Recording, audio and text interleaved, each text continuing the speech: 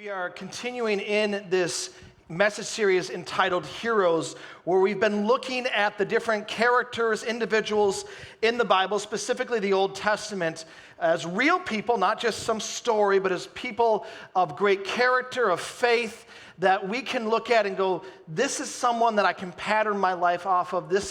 There are some great truths that I can pull out of their life that can apply to me. And today, with this being part number 8, we are looking at the life of a man named Gideon, found in Judges chapter 6. We're going to be there almost the entire service. So if you have your Bible or even the mobile app, you can turn to Judges chapter 6. That's where we're going to be in just a moment. Just to give you a little bit of context to the story of where the nation of Israel is at. The nation of Israel being the chosen people of God, God's people that he brought out of slavery and brought into the promised land.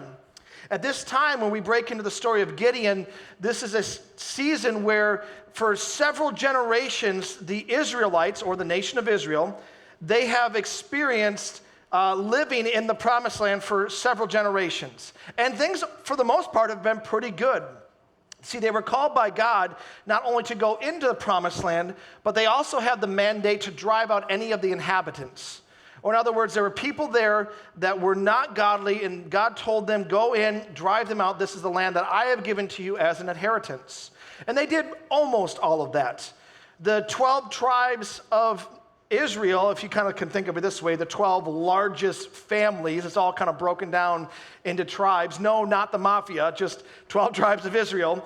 They came in and they took possession, for the most part, of the land and the inheritance that was given to them.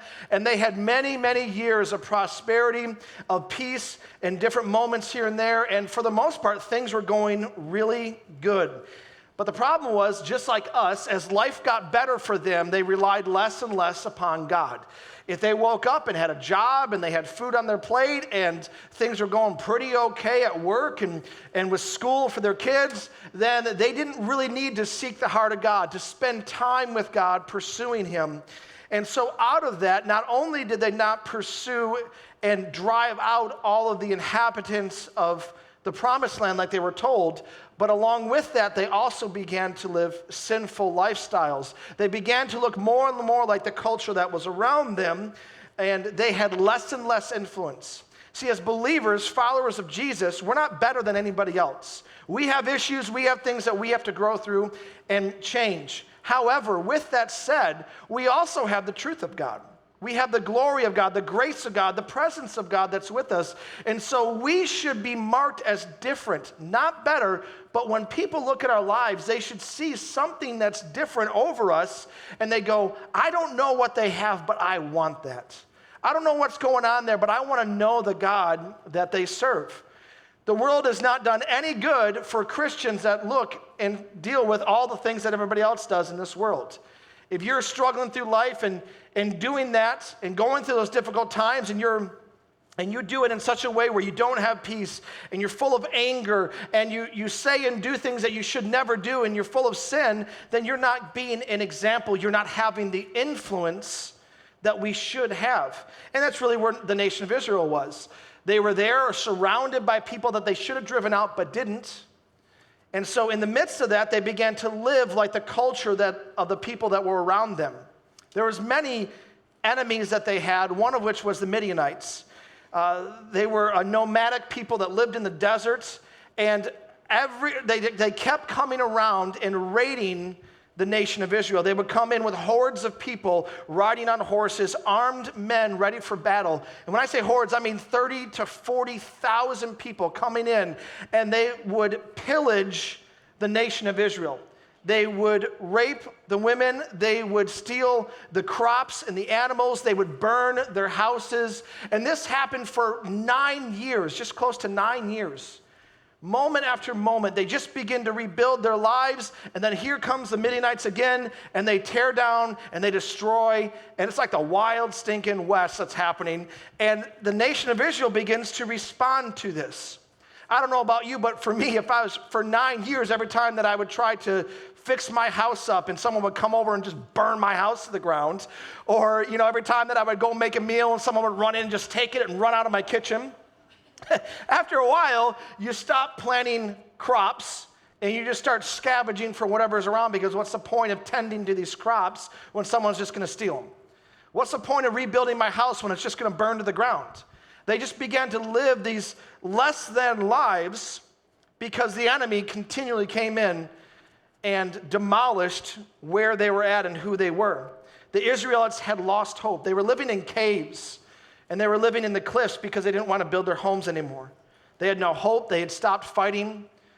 The nation of Israel gave up. And this is now in Judges chapter 6, beginning in verse 11, verse by verse. We're going to jump into the story of the man, our hero today, named Gideon.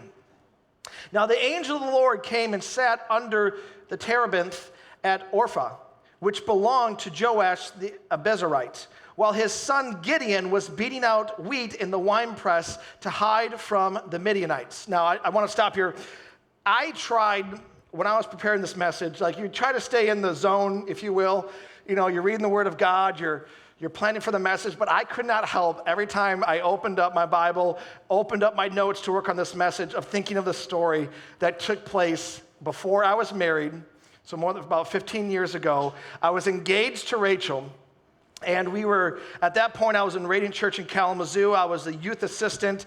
It was youth group night about an hour before, and I was hungry. And so I sent someone to go get me a McDonald's Big and Tasty burger, which is not tasty at all, but Big and Tasty burger.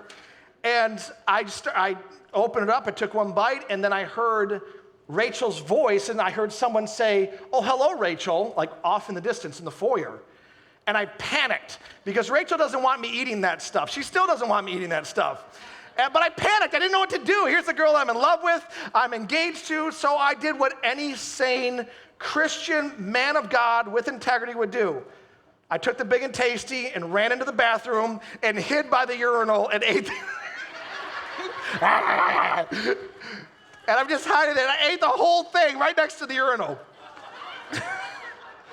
Okay, listen up. Let's just make it really clear. We weren't married yet. She had every right to walk out and leave. We weren't married yet, but she stayed. So all of this is on her, as far as I'm concerned. No, but that's why every time I open my notes up, I'd laugh, because I know that's not even remotely compared to what Gideon went through, but I kind of felt that a little bit, just hiding, just trying to eat just a little bit of wheat or Big and Tasty, hiding, and not saying that Rachel is a Midianite army ready to kill and slaughter everybody I know, but it felt like that in the moment that I needed to run and hide in the men's bathroom. And so obviously what he's going through, Gideon, is far more difficult than the Big and Tasty situation with Rachel. But the idea is still the same, in that every time the presence of the enemy was around, they would run, they would hide. And that is where we find Gideon in the winepress, hiding out. Here's a picture of a wine press from around that era. And you can see towards the top, there is about a kiddie pool size worth of stone that's been hewn out. And this is where they would bring all the grapes and put them there to tread on them to break the grapes. Typically, a wine press was in the lowest part of a particular field or area, because they'd actually end up rolling all of the grapes and bringing all that they have kind of downhill, if you will, into the press there, the wine press. And then you have these two other containers. These are exactly that. They are meant to capture the juice once it's squeezed out of the grapes, and then they would sit there and it would ferment, and then it would be brought and put into the jars for wine. And so this is a very standard issue wine press, if you will. And so this would be something like what Gideon was hiding in. Again, in a very low place, physically, geographically, a low place that he was hiding in. So you can put it this way. Literally, he was in a low place, and figuratively, he was in a very low place because of where the nation of Israel was. His heart was crushed and broken, and he was hiding from his enemies, literally and figuratively. Judges chapter 6, verse 12, now the next verse. The angel of the Lord appeared to him and said to him, "The Lord is with you, O mighty man of valor." Valor is bravery in the face of adversity. If you think valor, you're thinking probably a soldier on the battlefield. God says, "I am with you, O mighty man of valor," of bravery. I love how ironic that is, because Gideon is by himself in the winepress, and God says, I'm with you. Gideon is hiding away, scared of the enemy, and God says, you're victorious, you're strong, you're an overcomer, you are a man of valor. Time and time again in Gideon's life and in our lives, God calls out of us what no one else, many times ourselves, can see. Gideon's scared, alone in the winepress, and yet God calls out of him, I'm with you, and you are a man of valor. You can't see it, but I can see it. Understand just kind of what's happening. Gideon is very much in the natural, focused on only what he has, or probably better said, what he doesn't have. How broken and devastated his life is. And actually where he was at, the place that he was at, the name of that city it meant a place of devastation. So he was 100% in a broken place. Very much focused on the natural, all that he could touch and see, and so many people, all they can ever understand and see around them is what's directly in front of them. But here comes an angel from the Lord, and it's not just a little like chubby cherubim flying around with wings, playing a harp, going and telling Gideon that he's going to be a mighty man of valor. This is a warrior angel, directly from the presence of the kingdom of God from heaven, brought down to earth to share with Gideon that God is with him and that he is a man of valor, of great bravery. Next verse, Judges chapter 6, verse 13. And Gideon said to him, please, my Lord, if the Lord is with us, why then has all this happened to us? And where are all his wonderful deeds that our fathers recounted to us? Saying, did not the Lord bring us up from Egypt? But now the Lord has forsaken us and given us into the hand of Midian. So Gideon reveals his heart condition.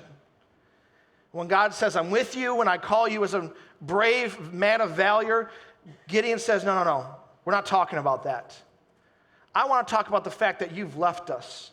You've forgotten about us, you've forsaken us. You know, I think about that sometimes when we sing songs like we did today and other days. All my life you've been faithful. Say things like that you've never left me, you're always with me. The goodness of God. It's hard for me at times to sing those things. I imagine it's hard for many of you when you're going through very difficult, very real moments in life to come here and all start singing about the fact that God is always loving and always kind and always faithful. That must almost be like salt in the wound at times. If he really was that way, then why did this happen? How come this good thing, or this bad thing happened to this good person? Why would God allow these evil things to take place if he really was good? Now, I'd love to sit up here and say I have the answers for that. I don't. The reality is, sometimes when we're squeezed and we're pressed, what really is on the inside of our heart, it comes out. Gideon, much like us, blamed God. What about all these great things I used to hear about what you did for the nation of Israel? You haven't done anything lately. We've just been devastated by the enemy. That's what we do often. When things are falling apart and not at all going the way they should, who do we blame? Most of us right away, we blame God. God, you say you're a kind, loving, peaceful God. I don't feel you. I don't experience you. Where have you been? If we don't blame God, then we blame the church. Well, the church is so messed up and the church needs to do this. And where have they been? If they're really a family, how come they're not here with me? If I really was a part of their church, how come they wouldn't? And we blame the church. And if it's not the church, then it's just other people, believers or non-believers. We just blame everybody. It's because that person's against me, because that person says this, because they're so wrong and they've hurt me so much. The reality is, listen, the church, both a local church and the church, we need to do better. There's absolutely room for growth, including Radiant Church here. There's a lot that we need to change. There's a lot that human beings need to change. We do cause hurt and pain, sometimes unintentionally, sometimes intentionally. There is definitely room for growth, but I want to be really clear. In all the blaming that we do to God, to the church, to others, just like Gideon, remember why he was in that very state to begin with. He was in the winepress because the nation of Israel was hiding from its enemies. Why? Not because God forsook them, because they were disobedient. They refused to drive out those that were in the land, and they began to act like and live like the culture that was around them.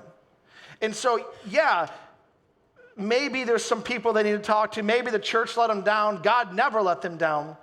But often when we're pointing the finger at other people as to why our life stinks so much, oftentimes we need to have better self-reflection upon ourselves. Are we truly listening to God, spending time with Him, and then being obedient to God? Or are we the rulers and the lords of our own lives? Oftentimes, when we find ourselves in the winepress, the brokenness of our lives, it's because we have regained control, lordship of our lives, and we have removed that from God. Israel was in a state of disobedience, which is why they were there. Judges chapter 6, verse 14. And the Lord turned to him and said, "Go in this might of yours and save Israel from the hand of Midian. Do not I send you?" I love that the angel did not answer Gideon at all. He did not play into Gideon's questions or his accusations. Again, Gideon was like, "Where's God? He's left us, he's forsaken us." The angel did not even remotely give any oxygen to that conversation. He just plowed through and said, no, that's not what we're talking about. Go in this might of yours and save Israel from the hand of Midian, from the hand of your enemy. I often believe, again, as much as we would love to know the answer to everything, I would love to know why sometimes I don't see a healing, why sometimes seemingly bad things happen to really good people. I would love to know. I have a few questions myself, legitimately. But I wonder if we really want what we say we want. The reality is, probably for most of us, we don't want to hear the truth because the truth many times would indict us. What we want is to have our actions and our words justified. That's what we really want. We don't really want to hear the answer from God, because if we heard the answer from God, He would say, you need to love more, and you need to be more obedient, and you need to turn from your sinful ways. So for the most part, when we're asking God and we're pointing the finger at Him going, where are you at? It's not that we really want the answers. We just want to be justified in what we do and what we say. That's what Gideon wanted.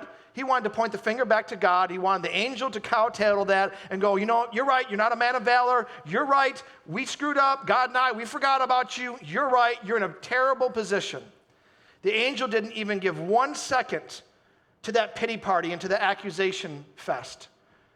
The angel responded with, go in this might of yours and save Israel from the hand of your enemies. In other words, as we've been told in Isaiah chapter 55, the ways and the thoughts of God, they're higher than ours. If we could understand everything, then we would be God. Now, I know that sounds like a super duper easy cop-out pastoral thing to say, like, His ways are His ways and our ways are ours, and they're different. I get that. I understand that. But is it possible that the God that created this universe, that spun everything into existence, that holds everything together, is it possible that He knows 1 or 2 things more than what we in our finite mind can understand? I believe it is. Because if He's just as good as me or to the person to your left, we're in deep trouble. Like, things are not going to pan out well if God is just as smart as the person next to you.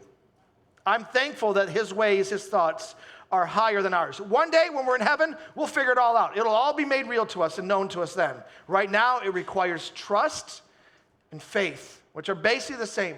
God, I trust you with my life. I believe that you are working all things for my good because I love you, and I'm called according to your purpose. Notice that the angel said, go in the might of yours.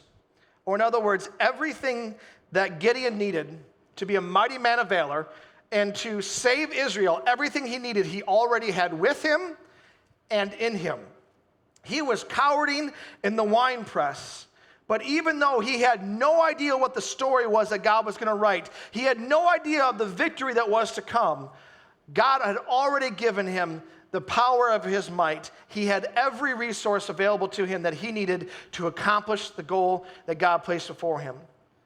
It's a battle in and of itself just to discover what we're called to do. But understand this, that the faith battle beyond that is to know that in the midst of our calling, that God is not just going to call us and then forget about us, but He gives us every resource, every bit of Himself that we need to accomplish the goal set before us. Judges chapter 6, verse 15, the next verse. And he said to him, please, Lord, how can I save Israel? Behold, my clan is the weakest in Manasseh, and I am the least in my father's house. And so what you're reading here, remember those 12 tribes, the 12 families, the mafia? One of them, the Manasseh, is the weakest one. And he's saying that my clan, or the kind of my family, is the weakest in the weakest one. Manasseh's the weakest. I'm the weakest clan within that. And within that context, I'm the weakest. So what he's really saying is this: 12 tribes, Manasseh, my father's clan, and here I am, the runt of the litter, barely making ends meet. He's literally saying that of the entire nation of Israel, Angel, you've got it wrong. I'm the last person you should be going to. The weakest of the weakest of the weakest. His perspective, Gideon's perspective, was that he was the biggest loser. Can you imagine that? It's not just, we all have our insecurities. We all have our things that we fight through, for sure.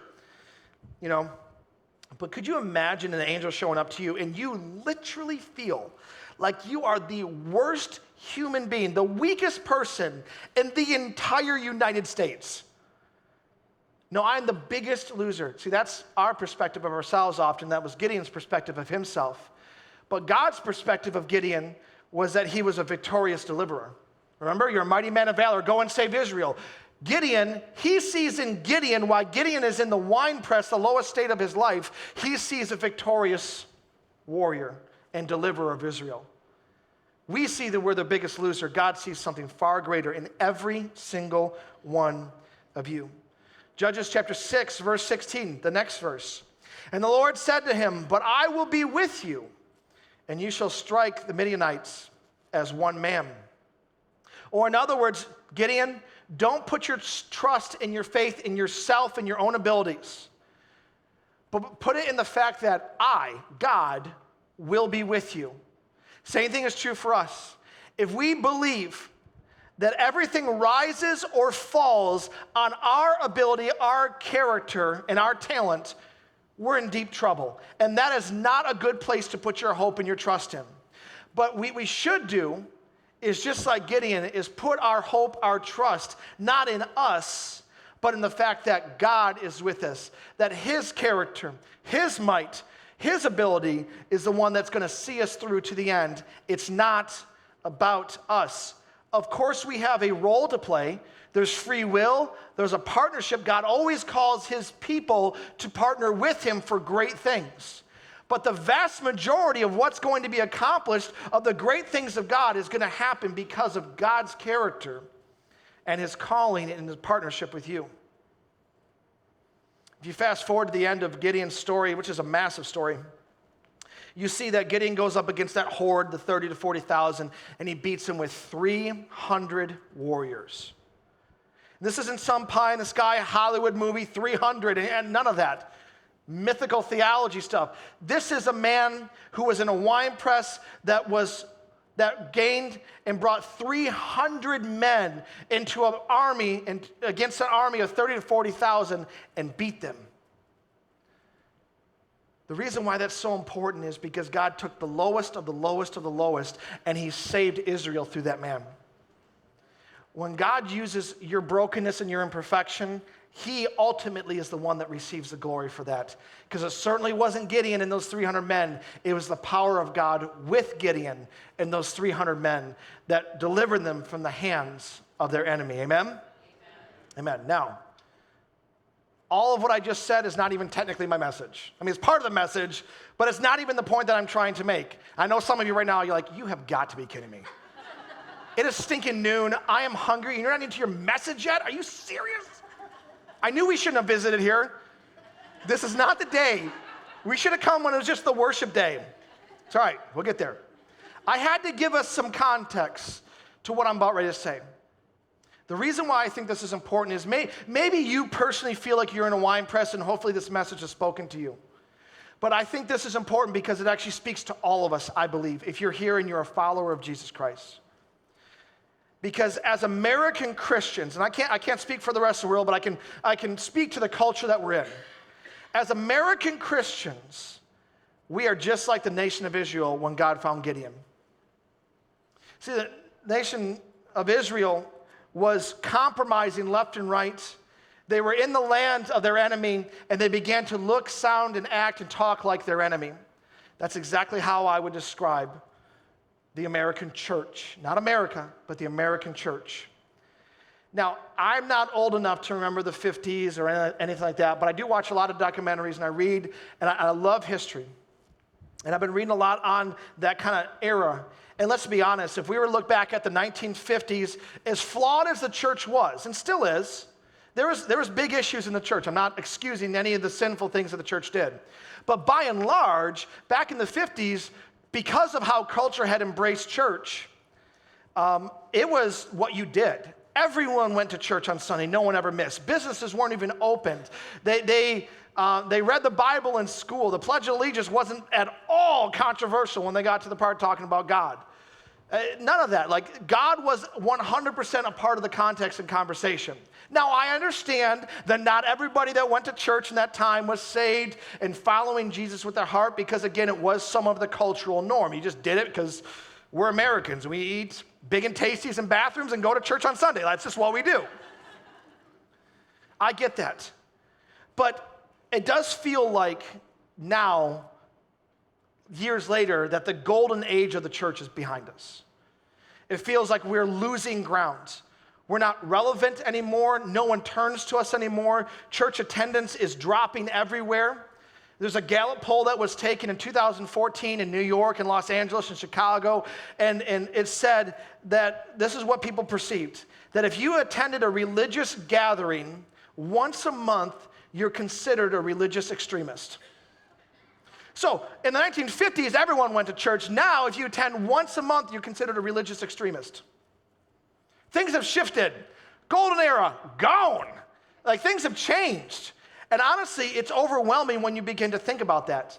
Now, I'm not blaming everything on the 1960s and 70s, okay? I'm not. Every generation, every era has added to and changed and brought us closer and closer to the sinful ways of the world and further away from the heart of God. But you got to admit, if you're someone that looks at history or was a part of history, 1960s, 70s, we took some big steps away from God.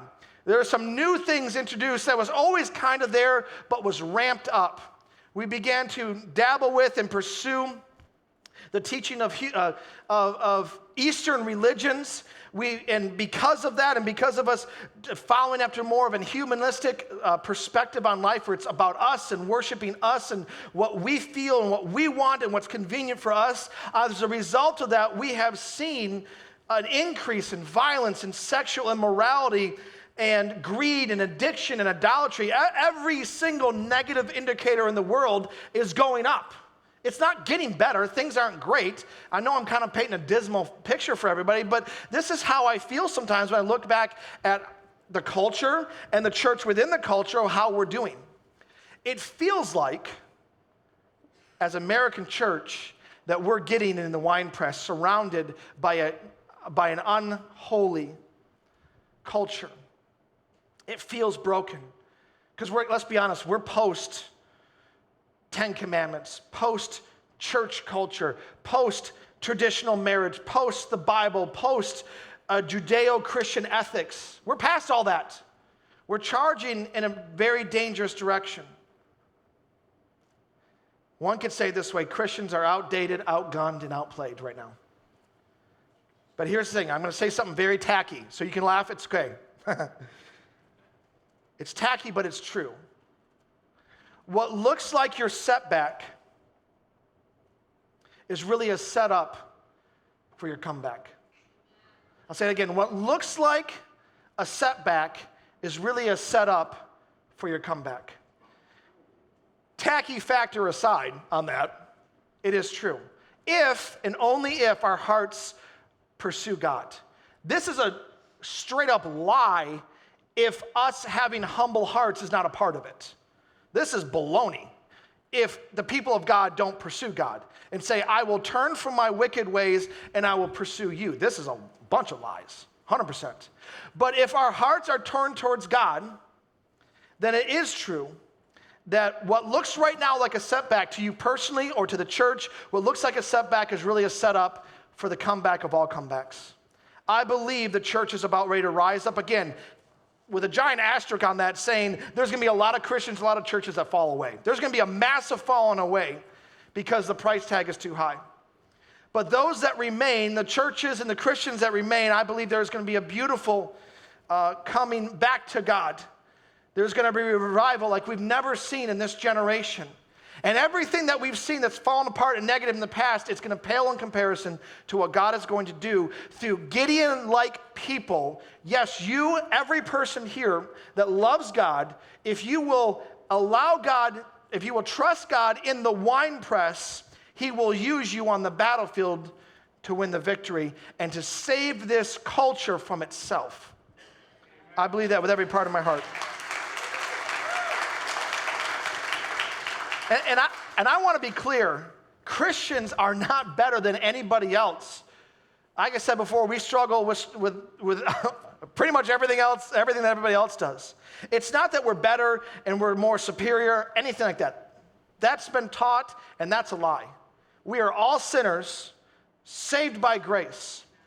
But now that we're saved, can we stop living like sinners and actually start living the way that God told us to live? And in doing that, yes, our lives will increase, our heart will grow closer to God. That's good, that's important. But in doing that, those that are around us, we will begin to have an impact and an influence to, and that's one person after a person. That's how we actually save the culture. We don't need to be rioting, we don't need to be picketing, we don't need to be doing any of those things that have failed in the past. We as believers need to live like we actually follow someone that is worth believing after. Amen? I want to land with this. Judges chapter 6, verse 25 through 26. This is before Gideon wins the battle, but this is a mandate nonetheless. That night the Lord said to him, take your father's bull and the second bull, 7 years old, and pull down the altar of Baal, and then that your father has, and cut down the Asherah that is beside it, and build an altar to your Lord your God on top of the stronghold here, with stones laid in due order. Notice God is saying to Gideon, no longer are you going to be a low-level winepress person, but I'm telling you to build an altar on a stronghold, on a high point. But what's this whole altar to Baal thing, this whole Asherah thing? Well, this is what it is. Baal was the god of rain and the god of prosperity, a false god. And so Gideon's father, most likely in his front yard or somewhere prominent in his father's kingdom, his father's area, built an altar to Baal, an altar to prosperity. He also had a totem, probably like a totem pole, if you can kind of think of it that way, to Asherah, which was a female goddess, the goddess of fertility and sexual pleasure. And so a Jewish man, Gideon, his father, who was also Jewish, has an altar to prosperity and to sexual pleasure sitting in his front yard. And what God says is, take your two bowls and tear down the altar and the totem pole. It'd be like this. Go and get your dad's Ford F-150, tie a rope to it, and tear down what he has in his front yard. Makes for an awkward dinner conversation. Where'd my totem go? Where'd my altar go? Well, Dad, here's the thing. I used your bowl and I tore it down. But the reason why this is so important is not because we drive past a lot of people's houses and we see altars and totems set up. Let's be honest, that doesn't happen too often. But let's not fool ourselves. As Americans and as American Christians often, we still worship and set up altars in our heart to the God of prosperity and finances, to the God of sex, to the God of all about me. That's the humanistic side of things. Whatever entity or pursuit has your heart more than God, that is an idol. And so what God is saying to Gideon and to us as well is, before you can go with your 300 men and go win the victory, you've got to win the victory in your own heart first. Tear down the altar to the god of money, Baal. Tear down the totem to Asherah. And by the way, a side note, almost always the god of Baal and the god of Asherah, prosperity and sex, almost always they went together. It's not a wonder that when you see typically sinfulness in the area of greed and finances, you will also find it in the area of sex, because those gods go together. And so God said, tear down those altars. The exact same thing is being said to us today. Before we can charge out of here and go change the world and be radiant, do all those kind of things, all important, we have to make sure our hearts are right. We have to make sure that we do not run out of here, do the very best we can as believers, all the while having idols and altars back home. In fact, this word that probably not many of you are familiar with is cultural accommodation. It reads this: the process by which individuals take on the values and beliefs of the host culture in the public sphere while maintaining the parent culture in the private sphere. Or in other words, the public sphere versus the private sphere. We accommodate all of the sin and the brokenness and all of the negative things in the culture that we live in. We accommodate it. We allow it to set up shop in the front yard of our hearts. We build altars to it and totems to it. We say, come live with us. But behind closed doors, we're believers. Thank you, Jesus. You're so good. Your goodness lives forever. You're kind. I pursue you. But publicly, on the public sphere, we have altars and totems all over the place. You know why? Because if you were a Jewish person and you had an altar or a totem on your front yard, those that came to destroy you or came against you, even your neighbors, they didn't have to know what you actually believed. They were fooled in believing that you believed what they believed. Oh, that person's good. They do the same things we do. They got the same gods we have. It's all good. Privately, they're cowering back going, God, we love you, thank you, we pursue you. But publicly, in the public sphere, they have accommodated sin so much. You know how I know this is true? Just in one example, just with sexual things, but it could be, you could copy paste this to any sin you want.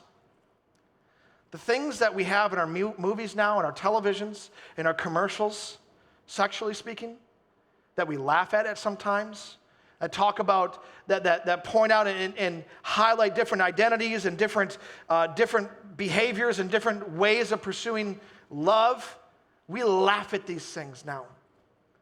We welcome them and we go, you know, that's just a small part of the series. The rest of the series is great. Like, it's all good in the hood kind of thing. And it's not even just 50 years ago, but let's just be honest. These things, if God were to walk in and step into our lives and watch the things that we watch and see the movies and the television and the internet and all that kind of stuff, would he say, well done, good and faithful servant? Or would he say, I feel like you've built an Asherah totem in your heart of sex?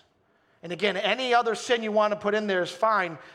In that, we build altars and totems to those things. And before we can ever go win the victory and do the great big thing that God has called us to, we must first grab the F-150 of our lives and tear those things down. They cannot survive, they cannot live and reside in our front yard. They must be drawn out and put away. And what is private right now, our belief and our pursuit of God, must become public. I want us all to stand up if we can. As I end here, I believe God is calling still us to be a Gideon generation. To be a people that are pulled out of the winepress, no longer cowarding because of the culture, because the golden age of church is gone. We're not cowarding because of that, but we are called out of the winepress. And what God is calling us to is to, just like Gideon, first start with our hearts and tear down the altars and the totems, and then walk into the destiny and the calling that He has placed over every person. I believe God is bigger than our sin. I believe God is bigger than the culture around us and bigger than the shortcomings of even our church history and the things that we've done wrong. God's bigger than all of that. But if you want to see the comeback take place, your heart must first come back to Him. That has to be our pursuit. It has to be the desire of our lives. The name Gideon means the one who tears down and the one who builds back up. It's not enough just to be a people that point at the darkness and go, that's wrong, that's evil, that's a totem, that's an altar, I got to tear it down. That's not enough. Gideon is one who tore down and one who built back up. And so for us, we tear down those negative altars and we build back up in our own hearts. We build up an altar to God, the one true living God that says, in my heart, you will have the elevated place of worship, which is what an altar is, an elevated place of worship above all else. So in my heart, in my life, my home, God, you have the altar. I will build it here.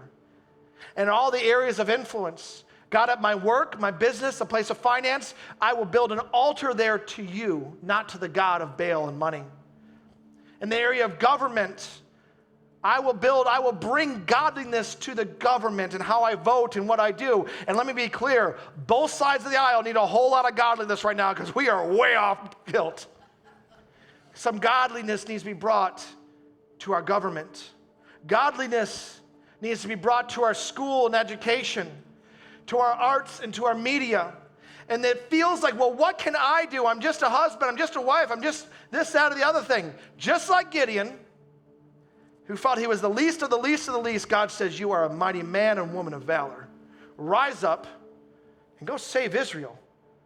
Rise up and save America. Save your family, save your culture, save your community. Rise up, you mighty man and woman of God. With our eyes closed, I want us to say this, and it's going to feel awkward when you first say it, but it's okay. We're almost done. Just say this. I am Gideon. That feels weird, probably for different reasons, for sure, but I'm Gideon. It doesn't feel that way. Most of us probably brought our own brokenness in here. We're distracted. We just want to get out of here because it's holiday vacation. Like, I get it. Whatever reason why that might feel weird to you, it's okay. We're going to say it again, and my prayer is that as we say this, that it builds faith up in your heart, not in yourself like I'm Gideon, but I'm Gideon who's used by God. The lowest of the lowest, but that's okay because I'm a mighty man or woman of valor. So say it again. I'm Gideon. Again. Again. Come on, if you can't say it, and if we can't be okay in this context, we're certainly not going to be okay out there. Again. Let's say it over our families. Over the media and arts. Over our government. Over our health. Over every area of your life. God, right now I pray for every person that's here, regardless of where they're on the spectrum, where they feel like they are able to take on whatever you call them to, or they feel like they are Gideon in the wine press. Either way, God, every person here, if they will turn their hearts to you, God, I know that you will use them, that you will be with them and for them, and you will strengthen them. So Lord, I pray that today, right now, whatever idol, whatever altar they have erected over you and above you, which is an idol, God, I pray that they choose now to tear that down. Holy Spirit, open their eyes so that they can see what maybe they've not been able to see before, where they were just living life, but now they recognize that they have maybe some altars and totems that need to be torn down. May they be a Gideon generation that tears down the altars of their lives and the ones that they love, and they build back up altars of godliness and of holiness towards you and for you. And God, I pray that we don't forget today's message. May we be a generation that is called out of obscurity and brought into the place where we bring in every region of life, religion, education, and family, and government, and media, and arts, and business, and finances, every pillar of influence. May we have the great privilege of declaring your name and your favor and your character to all those that see it. We thank you for this in Jesus' mighty name. Amen. Amen. Amen.